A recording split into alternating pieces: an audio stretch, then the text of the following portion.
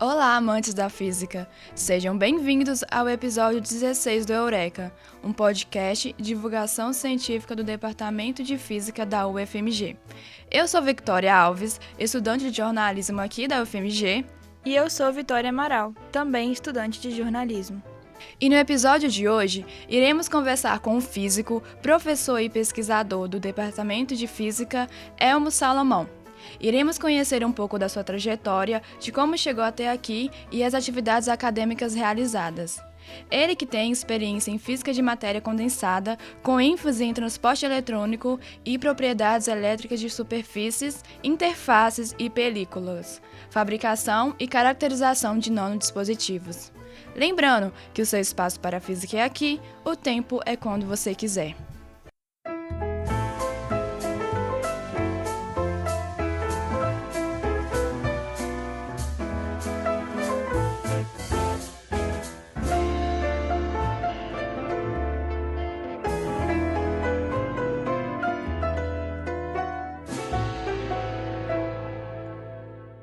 Bom, para quem não conhece, Elmo Salomão é graduado em mestre em Física pela UFMG, doutorado pela Universidade de Nottingham, Inglaterra e pós-doutorado na Universidade de Boston. Atualmente é professor associado da UFMG.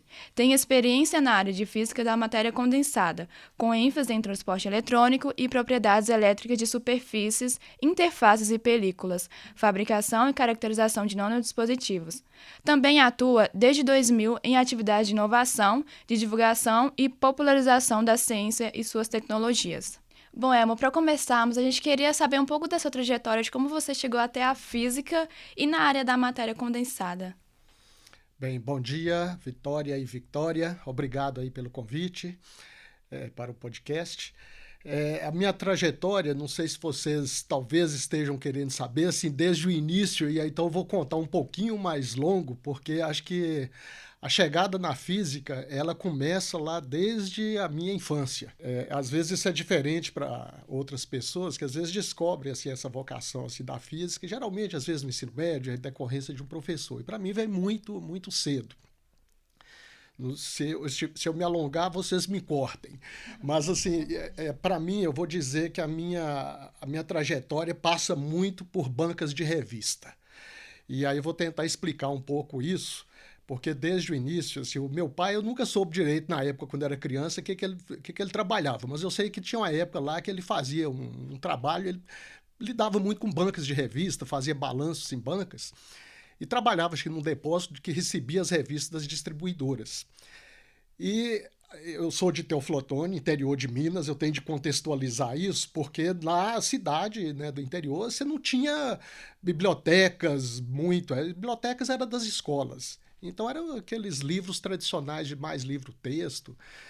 Então, assim, todo o conhecimento, e aí vou deixar isso mais claro, passava pelas bancas de revista. Então, que hoje já é muito descaracterizado, vende mais balas e biscoito do que realmente livros e revistas, e etc. Mas nessa época, então, eu diria que todas as revistas, tudo que havia numa banca de revista, eu tinha em casa. Porque o meu pai trabalhava nessa distribuidora e era comum, então, as revistas, as revistas que não eram vendidas tinham de ser devolvidas para as editoras, que na época eram as grandes, a editora Abril e a editora Bloch. E aí, para não ficar o custo alto, eles devolviam só as tirinhas com os títulos das revistas. E o resto eles não tinham o que fazer, então ia muita coisa. Então, tudo você pensar de revista, de todos os gibis existentes da época, da revista Cruzeiro, Manchete, Capricho, Contigo, tudo, de tudo quanto há, eu tinha em casa. Antes de começar a ler. Então aquilo a gente brincava de banca de revista. Então aquilo me incentivou muito ao hábito de leitura, porque logo depois que eu fui alfabetizado, eu tinha um material ali que a gente adorava, então a gente brincava com a turma lá da rua de bancas de revista. Isso para mim foi o primeiro passo, eu acho, na minha formação, porque ali eu comecei a adquirir conhecimento, através dos gibis e de tudo. Posteriormente, aí talvez já com uns 13, 14 anos, o meu pai, de novo, lá, assim, ele cismou de fazer encadernação, para ganhar uns trocados lá mais. Encadernação era o seguinte, talvez aí também hoje já é algo fora do comum de se pensar nisso. O que é um encadernador? as coleções todas, na época, eram vendidas em bancas de revista. Então, eram vendidas em fascículos, ali alguns semanais, outros quinzenais, que as pessoas colecionavam os fascículos. Depois de um determinado número de revistas, aquilo tinha de ser encadernado, nas próprias bancas, as editoras mandavam lá, depois de 20 fascículos, uma capa dura, e aquilo tinha de ser enviado para encadernação, que ali você costurava o fascículo, para depois colar a capa dura, cortar, etc. Tinha todo ali um processo. E o meu pai aprendeu a fazer isso. De novo, passa aí o aspecto da cultura. Tudo que eu não tinha acesso a livros nessa época, eu tinha todos os livros de todo mundo da cidade em casa, porque a gente encadernava. Então, todas as revistas, todas as enciclopédias passavam lá em casa. Aí tinha um punhado, né? Tecnirama, Conhecer, Medicina e Saúde, História Universal, Os Pensadores. Isso são os nomes que eu me lembro. Então, assim, de todas as gamas de tudo, aquilo recebia e a gente folheava, né, e lia. Então, alguns me chamavam assim, muita atenção, e aí eu acho que nessa época eu comecei a adquirir aquele gosto pela ciência em geral. Me fascinava muito as revistas lá, o Conhecer, o Tecnirama, porque tinha aquele aspecto assim, de ciência, de tecnologia, e me abriu o mundo. Então, banca de revista foi importante. Mas não acaba aí. Na década de... Isso mais ou menos, eu tinha uns 12 anos... A Abril Cultural lançou uma coleção que eu acho que isso aí foi um marco para muitas pessoas de ciência nessa época. Certamente, eu imagino. Que era uma coleção que chamou-se Os Cientistas. Elas eram distribuídas quinzenalmente nas bancas de revista. Cada caixinha era uma coleção onde tinha a vida de 50 cientistas. Então, vinha um fascículo com a vida e uma caixinha de isopor com material, com kit, para você fazer experiências sobre o trabalho daquele cientista. E isso era de química, física e biologia. Isso foi, assim, talvez eu diria, a gente pensando que hoje se fala muito em ensino à distância, esse para mim foi o melhor ensino à distância que alguém poderia ter na vida. Essa coleção dos cientistas. Porque ali eu aprendi muito, eu tinha ali uns 12, 13 anos, então durante uns 2 anos aí, que eram a cada 15 dias, vinha a caixinha, ali eu aprendi muito de química, física e biologia, e me apaixonei. Então esse foi mais um grande despertar. E você fazia experiência, assim, você pensa assim, eu aprendi biologia antes de ver biologia, então fazia lá leis de Mendel, então tinha uma caixinha do Mendel onde você plantava sementes de tomate para poder, então, vinha sementes com dois tipos de cultivares, e aí depois você via, então, falou, poxa, essa daqui tem o caule verde, a outra tem o caule roxo, então você via, que era cada um grupo, e a forma das folhas, que era ditado, então, por um determinados genes. Então aquilo você plantava para depois analisar e ver a probabilidade de uma sair com outra. Fazia síntese da água, então misturava hidrogênio e oxigênio, dava explosão e gerava água. E aprendia as leis de Newton, as leis de Faraday, tudo fazendo experimentos. Então vocês imaginam, assim, isso para mim foi emocionante. Muita prática que tinha. Muita né? prática, muito legal, sabe? Então isso para mim marcou muito. E aí, nessa época também, eu comecei a criar um laboratório de fundo de quintal. Lá na casa da minha avó tinha um quartinho lá, a gente chamava de quartinho, tinha um punhado de coisas. E com esse juntamento aí de conhecimento, eu comecei a criar, mexer com muita coisa de química. Depois eu soube que tem a coisa que eu fazia, que depois eu soube que era física, eu não sabia que aquilo era física. Coisa de eletricidade, de eletrônica. E ali nesse laboratório eu comecei a fazer muitas, assim, desenvolver coisas que, por exemplo, na universidade, no primeiro período, tudo eu já tinha feito lá no meu laboratório. Muitas coisas. Na parte química, por exemplo. Então ali eu juntava lá com dinheiro de merenda, comprava lá algumas substâncias químicas e ali eu ia fazendo reações químicas e aumentando o meu acervo de substâncias. Então a gente eu era muito apaixonado com hidrogênio. Na época a gente queria fazer um motor movido a hidrogênio. Então isso sim me movia. E ali, de novo, onde que eu buscava as informações? Procurando no que era possível se obter em teoflotone nessa época. que era a biblioteca de colégio, que aí era assim, relativamente restrito, mas eram os livros que tinha lá. E nessas enciclopédias e bancas de revista. Então aquilo assim, era o meu mundo, era esse daí, mas o mundo da descoberta veio pela experimentação. Sabe? Então isso aí, eu acho que o meu rumo já estava traçado. Aí eu participava muito de feiras de ciência, então teve um trabalho, assim, teve vários trabalhos assim, que a gente fazia a feira de ciências local, que tinha lá na municipal. Normalmente a gente ganhava, porque assim, aquele espírito ali de experimentação.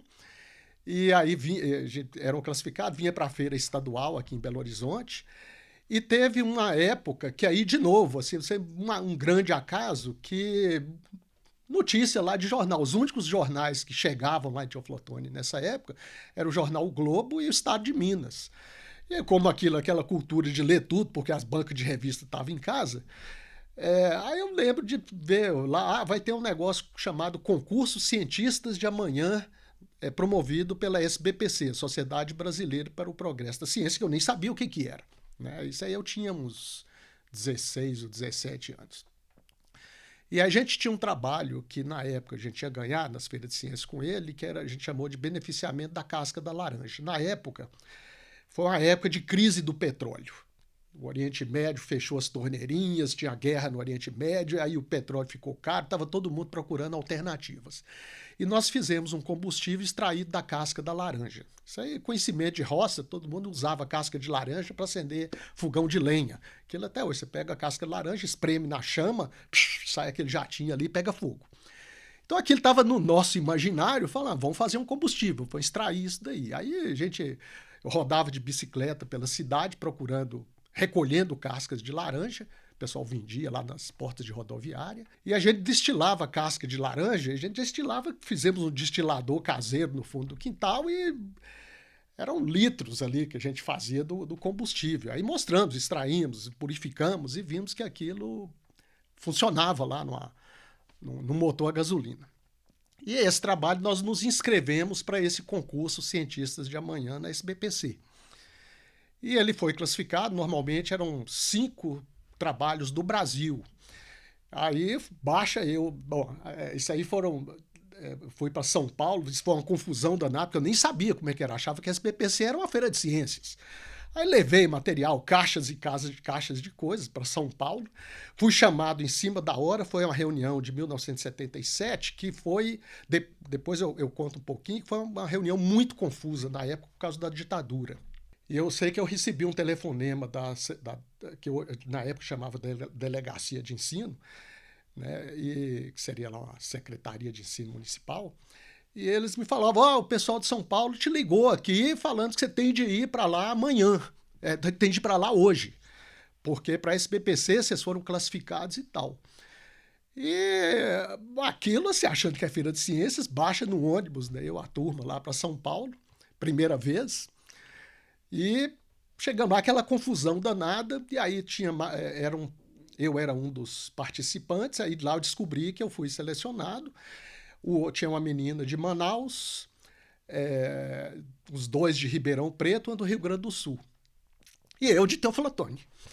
Então, aquilo também foi assim, uma descoberta, porque lá que eu descobri que eu teria de 15 minutos fazer uma apresentação para os cientistas, que aí depois eu fui saber quem estava lá na minha banca, era o professor José Goldenberg, que era um físico lá da USP, o professor Oscar Sala e a professora Julieta Ormastroni.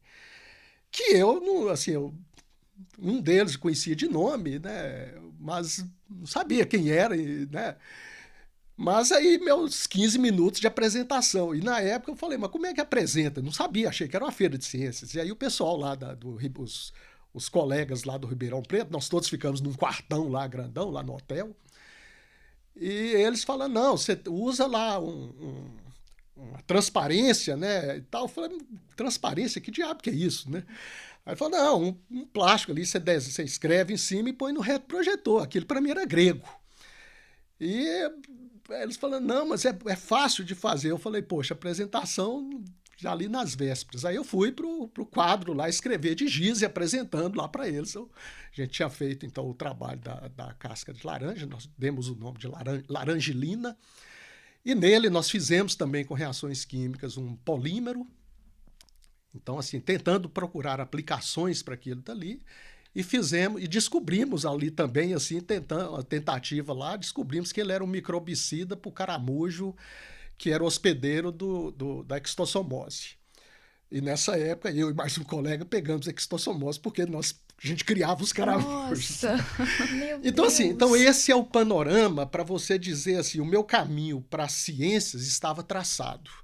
Mas a descoberta ali um pouco mais sistematizada da física foi no primeiro ano, quando eu entrei no primeiro ano do ensino médio, e aí descobri os livros da professora Beatriz Alvarenga, que também assim marcou gerações e gerações aí.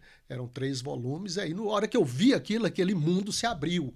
Porque ali eu vi um formalismo que eu ainda não tinha visto muita coisa, as equações. Aquilo eu achava fantástico. Então eu estudei os 3 livros no primeiro ano, porque eu fiquei louco com aquele conhecimento. Em paralelo, meu pai, de novo, uma época lá, ele cismou de aprender eletrônica e fez um curso de eletrônica por correspondência para consertar rádio, essas coisas. E eu tinha esse material, então também me debulhei naquilo lá. Então eu tinha coisas em casa que a física foi inevitável. Mas então, assim, esse foi o caminho. Depois que você entra na universidade, aí no curso de física, aí o resto é trilhar. Né? Então, mas eu digo assim, a minha paixão, ela nasceu muito cedo e acho que foi ali meio guiada por isso, assim, esse busca pela... Eu não sabia se eu ia ser físico, poderia ser químico, biólogo, né? Quando era criança eu diria que ia ser índio, mas é assim, então assim, foi traçado por esse roteiro. Bem legal, viu? É. Mas o que me chamou a atenção é que você é de Teoflotone, e é uma cidade bem longe daqui de BH, né? É umas 9 horas. Exatamente. Então, assim, Belo Horizonte não era assim, era referência da capital, era quando a gente vinha quando estava doente e não tinha jeito de tratar lá. Tá? Então, assim, não era... Tanto que assim, a minha vinda para estudar em Belo Horizonte, eu diria, por um acaso, foi um acaso muito pequeno. Assim, eu poderia não ter vindo, a maior chance era de eu não ter vindo. Aquela coisa, você estuda assim, aquela coisa, Belo Horizonte, como é que eu vou para lá? Ninguém ouvia falar de UFMG. Assim, fulano faz faculdade, mas aquilo assim era distante. Essa informação, assim, de falar, não, eu estou aqui, vai ter um vestibular e tudo. Isso foi só lá nos 17 anos que você começa a antenar, algum outro colega começa a falar, mas normalmente as pessoas tinham assim mais posses, né? Para mim era aquela coisa meio... Seria muito difícil, sabe? Então foi um acaso, sabe? Eu vim, morei numa pensão lá na rua São Paulo, ali entre Timbiras e Guajajaras, que também assim tem as histórias, né? Mas são histórias para outros tempos. Bom, depois de falar dessa sua trajetória tão interessante, tão legal, vamos conversar sobre a trajetória acadêmica. Como que tem sido a experiência de ser professor? Quais são os pontos positivos? Quais são os pontos negativos? E tem alguma coisa que você gostaria que mudasse? Nossa, ser professor, eu acho que é difícil você dizer que tem ponto negativo, sabe? Porque, assim, acho que os pontos negativos são para os alunos, porque a gente não consegue, às vezes, oferecer o que a gente gostaria. Mas os pontos positivos, assim, do meu lado, do lado do professor, é o eterno aprendizado. Isso, assim, é o eterno continuar com os olhos brilhando ali pelo tanto que você aprende. E os alunos são os que mais, eu diria, mais nos ensinam, porque nos forçam a responder perguntas o tempo todo, muitas para que assim, às vezes a gente nunca tinha sido confrontado com elas, ao mesmo tempo com a convivência, né? Que assim, é muito gratificante você ver gerações e gerações que vão entrando e trocando ali, e você está vendo sempre pessoas ali jovens com novas perguntas, com novos olhares e tudo, e a gente vai sugando um pouco daquilo ali tudo. Mudar... É claro que assim a gente não pode ficar estático, assim. Então eu sempre fui muito incomodado com o ensino. E eu ainda fico incomodado porque eu acho que o ensino nosso ainda é mais estático no sentido, a gente mudou muito pouco no jeito de ensinar em relação ao jeito que eu fui ensinado, por exemplo. Tem mudanças, mas a gente demora a agregar essas mudanças no dia a dia. Então, assim, eu vejo, tem várias experiências do mundo e a gente continua, às vezes, repetindo os conteúdos e o ato de ensinar sendo mais ou menos do mesmo jeito. Isso, eu digo, para mim é algo que eu estou constantemente assim mudando, sabe? Esse seria um incômodo. Elmo, sabemos que você está envolvido com o projeto de extensão da sala de demonstrações aqui da Física. Pode nos contar um pouco como surgiu esse projeto e como ele funciona? Além disso, a gente viu que a sala de demonstrações se associa a atividades de ensino e divulgação científica, como a vitrine e os instrumentos científicos do EITA. Aí, se você quiser também falar um pouquinho como que funciona? Sim, bem, a sala de demonstrações, isso foi um projeto que ele teve origem em 1999 e 2000, que, só relatar um pouquinho antes disso, foi a única vez que eu vi um projeto em que a pós-graduação se envolveu com o ensino desde que eu estou ali na universidade, um projeto formal, que foi um edital lançado pela CAPES e que o objetivo era utilizar a pós-graduação, a infraestrutura da pós-graduação para melhorar o ensino da graduação. E cada universidade poderia se candidatar com até 5 projetos. E aí, lá na Física, nós juntamos, né, vários colegas, lá, vários professores, fizemos um projeto que foi, então, submetido à FMG, e aí foi um dos 5 selecionados, e que foi, então, submetido ao CAPES e depois foi aprovado. E esse projeto, na época, foi bastante dinheiro comparado com os recursos que se destinam a ensino. E nós fizemos três frentes. Uma seria começar a atividade de ensino à distância, que nessa época começava a se falar, mas existia quase nada. O outro era melhorar os laboratórios de ensino do departamento de física, que estavam lá com equipamentos muito já obsoletos e tal. E o outro era a sala de demonstrações de física, que foi minha proposta. Esse projeto foi coordenado pelo professor Zé Francisco Sampaio, nosso grande amigo Sampaio, e depois, na época, ele foi para o exterior e um pós-doutorado, e aí eu era o subcoordenador e assumi a coordenação. E me envolvi bastante com isso. Então, assim, nessa época foram comprados eu diria, o grosso dos equipamentos, dos materiais que existem hoje nos laboratórios de ensino foi comprado nessa época aí por causa do volume de recursos. E a sala de demonstrações foi proposta minha, porque eu já, nessa época, então, já tinha ali, começavam-se as navegações na internet, aí eu descobri as salas de demonstrações que existem nas grandes universidades do mundo, especialmente Estados Unidos. O que é a sala de demonstrações? Bom, e aí nessa época eu falei, nós vamos criar uma aqui. O que é isso? É você criar uma estrutura para professores usarem demonstrações de física durante as aulas. Então, ao invés de você simplesmente vai para o quadro e desenha um experimento, descreve um experimento, você leva o experimento para a sala de aula e executa aquilo para os alunos, né? Então, as coisas têm de ser objetivas, rápidas e têm de funcionar. Mas para o professor fazer isso, tem de tirar a inércia dele, porque ele não vai procurar material, juntar aquilo, testar, ver se vai dar certo para não fazer feio na sala de aula.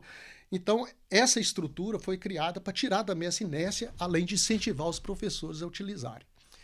Então, nós começamos então, a adquirir materiais, mas ao mesmo tempo tinha de criar coisas, construir coisas. Isso foi tudo feito com estudantes, desde então, estudantes de graduação de vários cursos, que ali a gente propõe experimentos para ser demonstrações para serem criadas.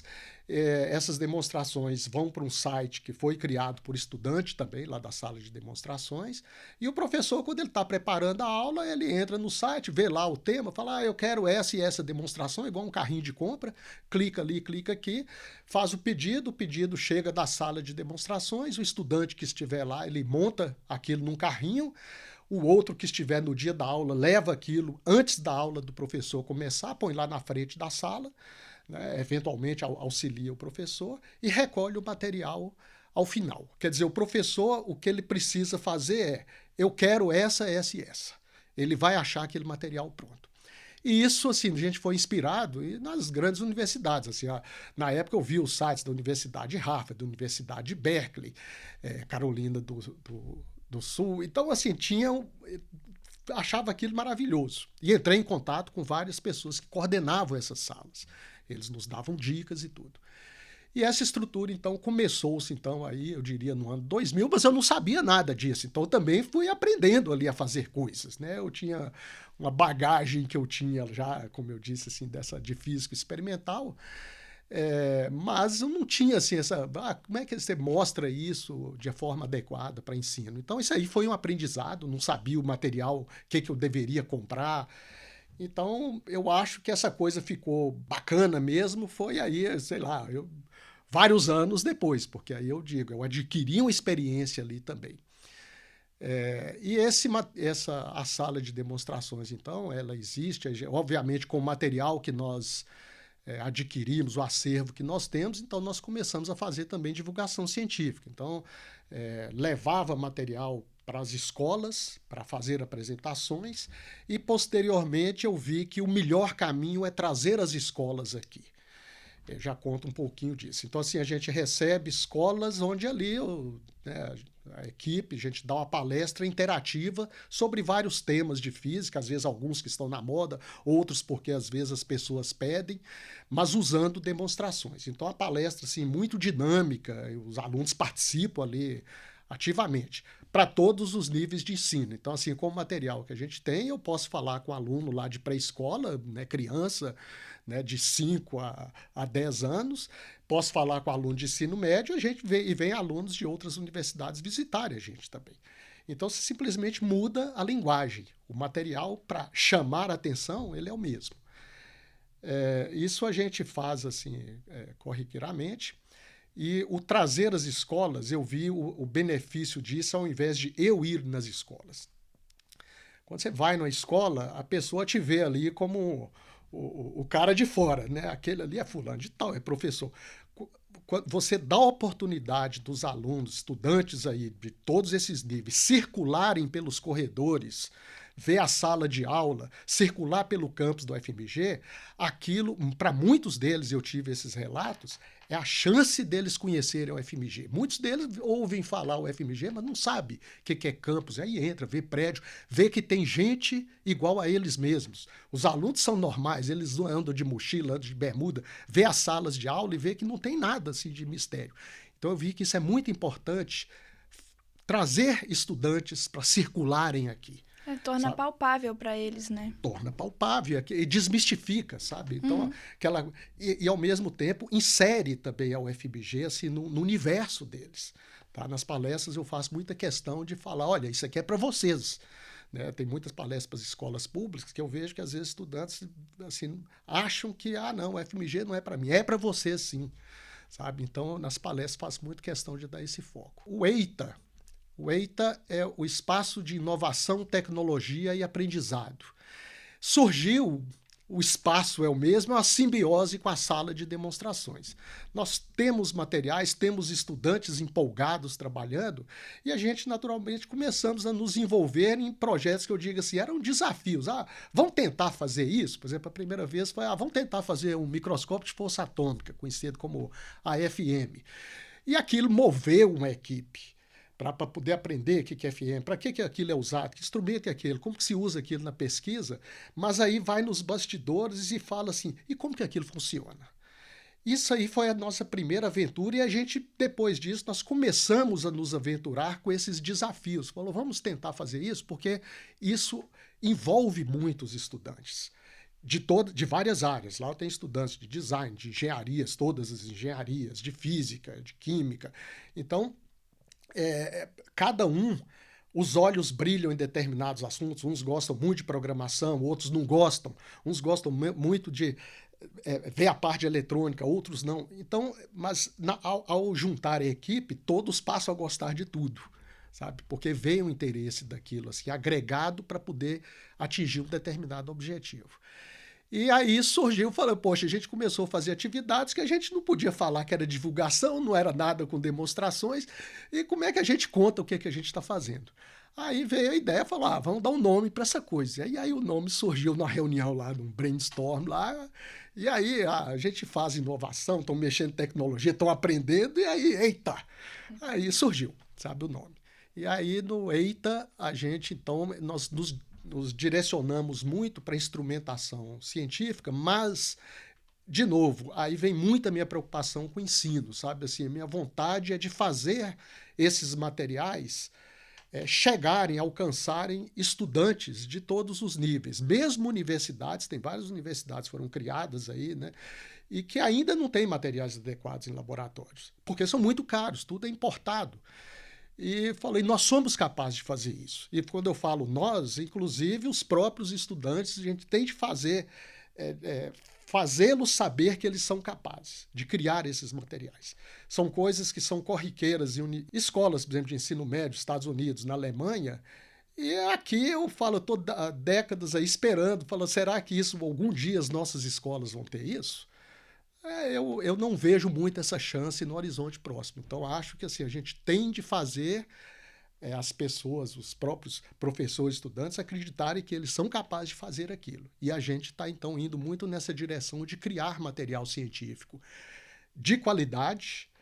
Eu não gosto de usar a expressão baixo custo, eu gosto de falar de qualidade, porque o custo baixo o custo se abaixa porque a gente sabe fazer, e não porque o material é de baixo custo. Quer dizer, o material é de baixo custo, mas a gente conhece, sabe? É o mesmo material que se usa em outros equipamentos também. E aí, então, essa é um pouquinho aí da história do EITA, e os estudantes. Não tem muito ali uma separação entre quem é da sala de demonstrações de física e quem é do EITA. É tudo ali uma mistura, depende muito do que cada um faz. Então, assim, por exemplo, eu faço design. Como é que eu faço para participar de algum experimento lá do EITA ou então da sala de demonstrações? Vai no site, marca, tem algum edital? Bom, para o estudante trabalhar na nossa equipe, todos são bem-vindos, mas eu digo, a procura é muito grande. E aí, eu é que sou a limitação, porque eu não dou conta. Né? Então, o que eu faço? Normalmente, a gente abre seleções no início de cada semestre. Eu tenho algumas, muito poucas bolsas da Pró-Reitoria de Graduação, são bolsas de programa PMG. Vez ou outras vezes tem alguma bolsa de algum outro projeto, mas a maior parte são essas. Mas a maior parte dos estudantes que trabalham lá são como voluntários. Então, tem uma equipe que oscila. Eu comecei, às vezes, com 5, 6 estudantes. Hoje eu tenho em torno... Oscila, mas eu digo assim, o número que eu consigo atender hoje é em torno de uns 20 estudantes. E, que é bastante. Né? Cada estudante eu passo ali, às vezes, uns 3 projetos, às vezes simultâneo para cada um. Então, quando você pensa assim, que cada um está trabalhando em 2, 3 assuntos ali diferentes, quando eles vêm conversar comigo, isso aí se multiplica para 40, 60. Então, eu fico maluco de... Às vezes eles chegam para mim e falam assim, Elma, aquela dúvida assim, assado. Eu falei, peraí, põe aqui, o que você está fazendo mesmo, né? Mas, então, o caminho eles se inscrevem nessas seleções. Infelizmente, eu tenho de fazer a seleção porque a procura é muito grande e é isso. Eu tenho de limitar o número porque eu sou limitado. Eu sou a limitação do projeto. Mas eu recebo estudantes de vários cursos, que importa muito. Não é assim muito o conhecimento prévio que eles têm. Então, tem estudantes que entram no primeiro período, tem estudantes de quinto, sexto. Em geral, eu não recebo muito estudantes dos últimos períodos, porque, na minha visão, eles já deveriam estar em outro caminho lá, né, para se dirigir a uma pós-graduação depois. Então, ali não é... Eles já passaram dessa época, vamos dizer assim. Mas muitos procuram, assim, insistindo para trabalhar. E de vários cursos, então tem muitos estudantes de engenharias, de física, obviamente, e essa mistura eu digo assim, de olhares diferentes, de interesses diferentes, é muito bom, porque no fundo ali o que eles veem que é tudo a mesma coisa, assim, o conhecimento de física, o que você precisa de química, de engenharia, é tudo muito entrelaçado, sabe? E agora a gente está, inclusive, assim, fazendo projetos com o pessoal de biologia, o pessoal da escola de veterinária. Sobre essas atividades de extensão, como você acredita que a prática e a demonstração enriquece a formação dos alunos? Vitória, isso eu não tenho a menor dúvida, porque eu vejo o brilho dos estudantes, especialmente quando você leva demonstrações na sala de aula. Mesmo eu dando aula, Eu já percebi várias vezes que, às vezes, quando você explica alguma coisa que está ali nos livros e está desenhado nos livros, às vezes o estudante tem a dificuldade de visualizar aquilo, porque às vezes é a primeira vez que ele está vendo, ele nunca viu aquele experimento, ele está descrito. O professor repete ali no quadro a descrição que está no livro, ou desenha aquilo. E quando ele vê o fenômeno acontecendo, às vezes aqui, era isso? Então, isso já se torna mais simples. Então, às vezes, nem é a explicação, nem é a equação. Às vezes, um detalhe. Por outro lado, você vê as coisas acontecendo, isso chama muito atenção. E não precisa ser coisa que explode de nada, não, né? Não precisa fazer barulho. É o fenômeno em si. É o olhar que você fala, poxa, eu estou procurando explicação, que eu sei que eu vou debulhar umas equações que explicam aquilo, mas o fenômeno é esse. Ao mesmo tempo, então, assim, o uso disso em divulgação passa pelo mesmo caminho, é de você chamar a atenção de público leigo, de outros estudantes, para observar coisas que às vezes passam despercebido no dia a dia. E que aquilo no momento que você mostra, aquilo desperta o interesse, fala, olha, nunca tinha percebido isso. Mas o que é mais importante é você falar, por quê? Por que isso acontece? Aí abre a maravilha de você falar assim, poxa, tem uma explicação, as coisas têm uma explicação. Né? Então, acho que esse aspecto das demonstrações e a divulgação científica é importante também como um ato de ensinar. Como você falou, no EITA tem poucas bolsas e o recurso é muito escasso. Você poderia falar mais sobre as dificuldades, os desafios que você encontrou para conseguir apoio e fomento de instituições para esses projetos voltados ao ensino, divulgação científica e tecnologias com estudantes de graduação? Sim. Como eu disse, assim, talvez o primeiro grande recurso que teve, isso aí foi então lá em ano 2000. E depois disso eu não vi isso mais acontecendo pela CAPES, por exemplo. Muito posteriormente, aí começaram as agências CNPq e FAPEMIG fomentarem projetos de divulgação científica. E hoje eles já até obrigam vários projetos de pesquisa a inserirem atividades, obrigam realmente a inserirem atividades de divulgação. Então isso que era algo que assim não era uma preocupação, passou a ser uma preocupação das agências de mostrar para a sociedade, né, falou, olha, o que é que se faz com a linguagem que o leigo também entende a importância daquilo. Então, hoje eu digo que assim, a atividade de divulgação científica passou a ser inserida até nas atividades de pesquisa, sabe? Mas isso é recente, é relativamente recente. De onde que vem os recursos? Então, inicialmente, era basicamente bolsas da Pró-Reitoria de Graduação, isso permanece até hoje, em 20 anos, com o mesmo número de bolsas, sabe? Isso aí não mudou. O que me garante assim, de ter pessoas é por causa do projeto, que aí tem muitos estudantes interessados. Então, quase todos são voluntários.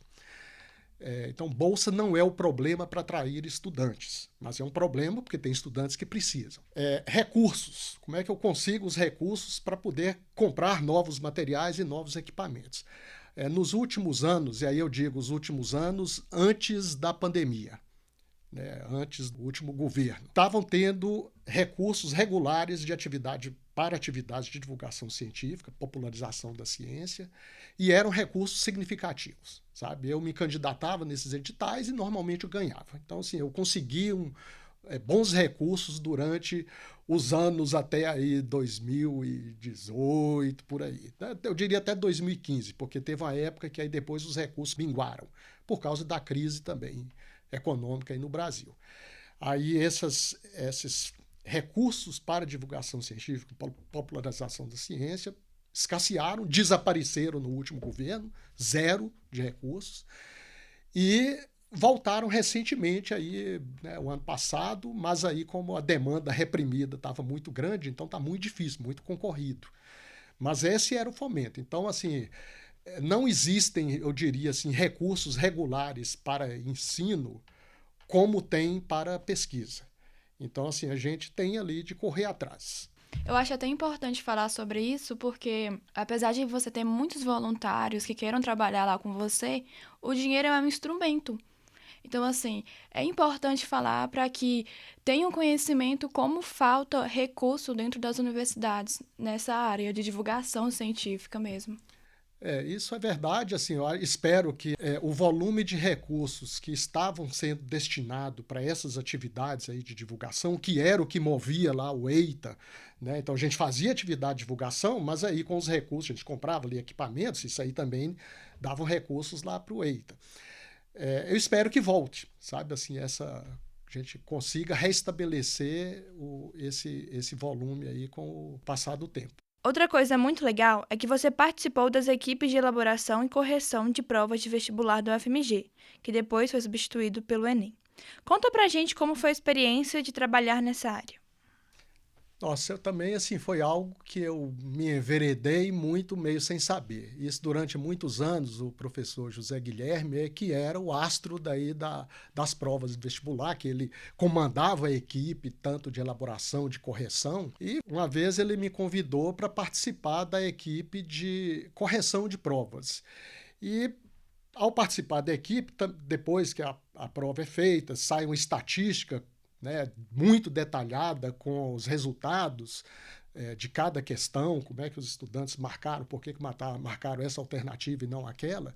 E também se faz uma reunião, depois disso, com essas estatísticas, aí se faz uma reunião com os professores de escolas. É uma reunião pública, aberta, que são convidados. Aí vem professores do estado de Minas, né? Quem quiser vir. No auditório, onde você então relata isso e dá as impressões, fala, tem que cuidar mais desse assunto e tudo. Então, por que isso foi uma experiência muito bacana? Fui introduzido nisso daí, porque ali eu via também, assim, como que você formula questões, como é que você pensa em como que o estudante lê aquilo, como é que ele aprende, e depois os relatos dos professores. Então ali eu falei, poxa, ali eu comecei a ver o universo dos professores de ensino médio, a preocupação que eles tinham, a UFMG né, sempre foi uma referência. Então, eles falavam da prova com muito orgulho também. Assim, fala, nossa, a prova é muito bacana, isso a gente usa, como é que eles usavam aquilo como um guia até para as atividades de ensino. E aí, posteriormente, o professor Zé Guilherme passou a ser o coordenador geral do vestibular e precisava de alguém para coordenar a equipe de física. E aí ele me chamou e aí eu passei, sei lá, talvez uns 10 anos aí, coordenando a equipe de elaboração e correção de provas de física. Então foi uma experiência muito bacana, porque aí eu tinha de realmente pensar, assim, trabalhar com as equipes, onde você pensava assim, como é que você formulava uma questão. Tinha professora, a equipe pedagógica que lia o nosso texto e falava, opa, isso aqui você tem de formular de uma certa forma que o aluno ele entende, aquilo seja acessível para ele, não pode ser aquilo. Dado isso, calcule aquilo. E aí a gente deitava e rolava também, porque começou uma parte que nós gostávamos. Assim, eles sugeriam, assim, as questões têm de ter um contexto. Então você tem de criar ali, formular uma historinha para aquela questão se encaixar.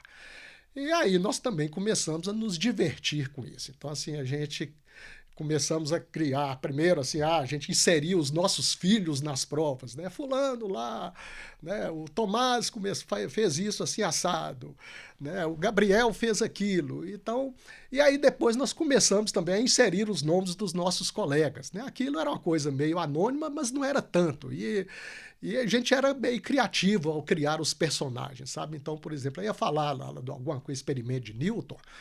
Aí, em vez de Isaac Newton, a gente criava lá o personagem Newton Macieira. Em vez do Albert Einstein, era o Alberto Pedrosa. E ali ia. Então, aí depois vieram os nomes dos nossos colegas, o professor Hans-Dieter Pfannes, que era um alemão, ali ele virou a tradução do nome dele, que era o João Teodorico. E aí nós criamos mais ainda, nós começamos a colocar caricaturas dos nossos próprios colegas professores nas provas. Isso era uma diversão para a gente, né? Além de formular as questões e tudo, a gente tinha essa preocupação de falar assim, não, nós vamos colocar aqui alguma coisinha também, né?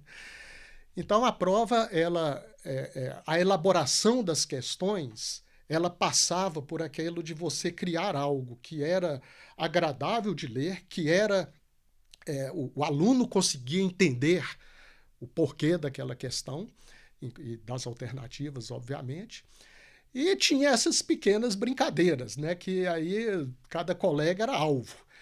E, e aí eu fui alvo dessas brincadeiras também, porque quando você tem filho fazendo vestibular, você não pode participar da equipe, nenhuma delas.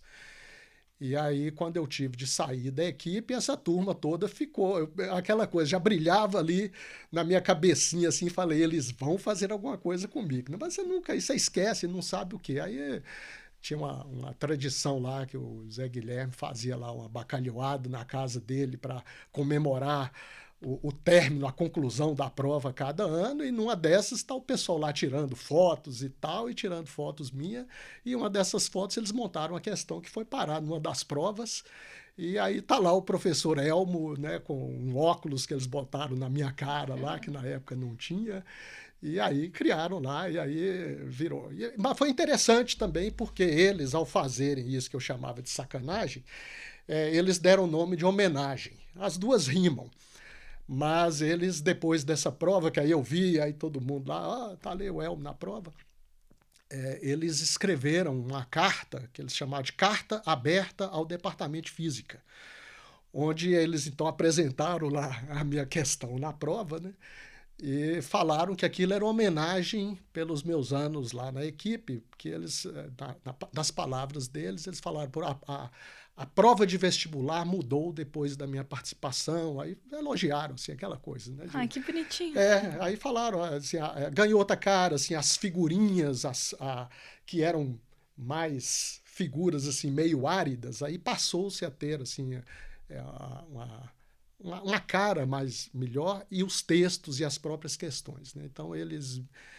Então, realmente, eles fizeram nessa carta aberta assim, uma homenagem que eu sou muito grato até hoje assim, à equipe. Foi muito bacana.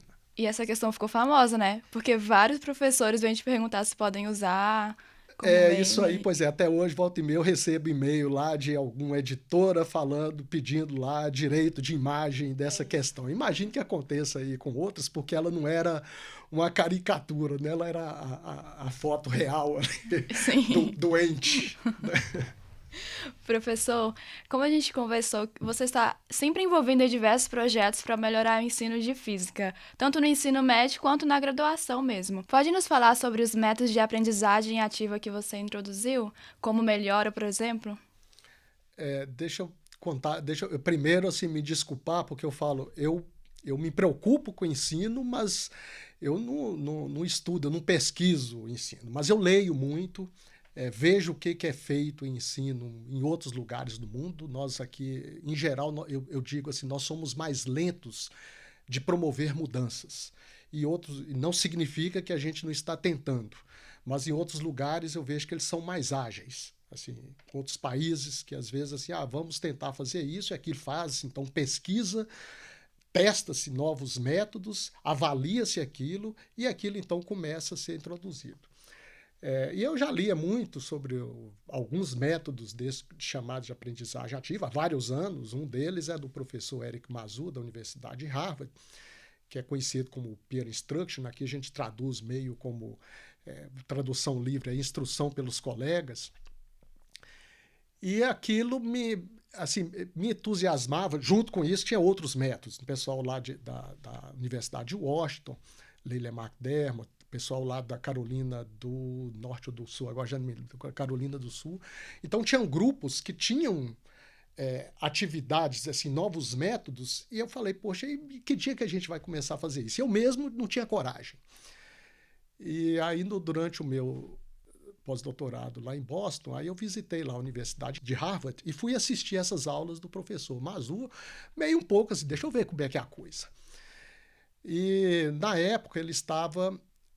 antigamente eles usavam para os professores, deixa eu voltar um pouquinho aqui. Então o método, o professor faz pequenas preleções e para avaliar se o aluno entendeu aquela pequena parte, ao invés de se dar continuidade à aula, ele faz perguntas de múltipla escolha onde os alunos respondem e dependendo do índice de acerto das questões, o professor dá continuidade à aula ou não. Então, ali acertou mais de 30%, mais de 80%, 70% acertou dos estudantes acertarem as questões, então ele fala, ó, esse assunto aqui eu posso dar continuidade. Se foi menos do que isso, aí ele pede para os estudantes, então, discutirem entre si, entre eles, para então chegar ali num consenso. Né? Então ali cria aquele burburinho ali dentro da aula, um conversa ali com o outro, aí ele põe a questão de novo lá de múltipla escolha e normalmente o índice de acerto vai lá para cima depois dessa discussão.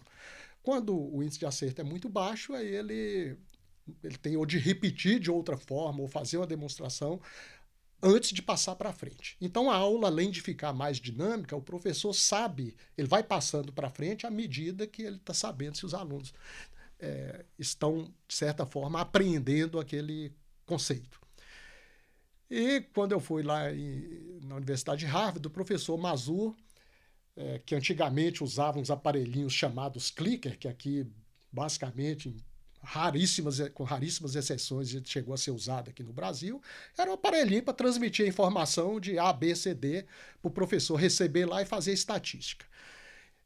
Mas assim, o método prescinde disso. Você pode usar cartãozinho com letras A, B, C, D, os estudantes respondem ali, levanta a letra correta e você faz uma estatística visual. Então o professor Mazur tinha contratado um pós-doc de computação para poder desenvolver um sistema onde os alunos passassem a responder as questões pela internet, usando o celular, que nessa época todo mundo já tinha.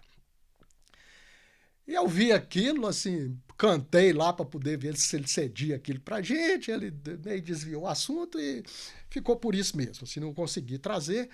Aí quando eu voltei, falei, eu vou começar a dar aula desse jeito. E aí, ao mesmo tempo, já estava lá com o EITA começando ali incipiente, mas procurando estudante que pudesse me ajudar a desenvolver esse sistema. E aí tive muita sorte que tinha um estudante entrado comigo desde o primeiro período, estava lá trabalhando na equipe da FM e ao mesmo tempo ela sabia, né, de programação, a Juliana Buer, que era de engenharia de controle e automação. E ela topou fazer isso e pegou essa empreitada e aí nós criamos o Melhora, que é uma palavra de latim que significa sempre fazer melhor, procurar fazer melhor. E o melhora.fmg.br foi criado para o professor, então, usar essa ferramenta para fazer as perguntas para os alunos durante as aulas. Os alunos respondem, ele projeta a questão A, B, C, D, o aluno responde usando o celular antes ou depois da discussão, e aquilo ele vê em tempo real as respostas com estatísticas no laptop dele durante a aula. Bem, o Melhora, essa primeira versão, ela tem problemas, alguns problemas que, obviamente, nós observamos aí depois, e nós estamos atualmente com estudantes ainda desenvolvendo a versão 2.0, que corrige esses problemas e acrescenta novos recursos. Bom, a gente queria muito agradecer você, professor, por ter aceitado conversar com a gente. Acredito que a conversa foi muito boa para quem nos ouve. Você é um professor e pesquisador que contribui muito para a ciência, para a física, enfim. Tem alguma consideração final? Não, tudo bem. Queria agradecer a vocês aí pelo convite, pela oportunidade de me dirigir a esse público. Agora, queria agradecer a você, que esteve conosco escutando o podcast. Muito obrigada pela sua atenção. Não esqueça de compartilhar esse podcast com os amigos, família e entusiastas da física. Estamos no Instagram também. Lá você pode saber de antemão quais serão os próximos convidados e ter a oportunidade de fazer perguntas. É claro, além de outros conteúdos incríveis sobre a física. Então segue a gente lá, @EurekaPodcastUFMG. Nos vemos no próximo episódio, onde continuaremos a nossa conversa com o professor Elmo Salomão. Ele irá nos contar sobre suas linhas de pesquisa que envolvem a área de física da matéria condensada e algumas curiosidades. Te espero lá! Este podcast é um projeto de extensão do Departamento de Física, orientado pelo professor e pós-doutor Bruce Veiga e pela bibliotecária-chefe Gislene Rodrigues. Roteiro escrito por Júlia Manata e Victoria Alves. Edição de Victoria Alves. Gravado no Laboratório de Experimentações Sonoras da Fafiche UFMG.